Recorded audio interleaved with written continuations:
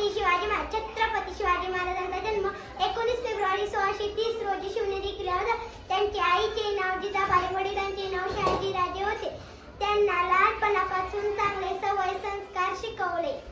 म्हणूनच लहानपासून शिवाजी महाराज शूर आणि हुशार होते. शिवाजी महाराजांना आपला देश आणि आपली जनता खूप प्रिय होती. त्यांना अन्याय करणारे शत्रूंविरुद्ध धाडसाने लढा दिला आणि आपल्या लोकांना सुरक्षित व आनंदी जीवन दिले. ते सर्व धर्माचा आदर करीत आणि स्त्रियांना मान देते की ते प्रजेवर प्रेम करणारे दयाळू राजा होते. शिवरायांचे जीवन आपल्याला शिकवते की आपण नेहमी सत्य बोलावे, धाडसी राहावे आणि आपल्या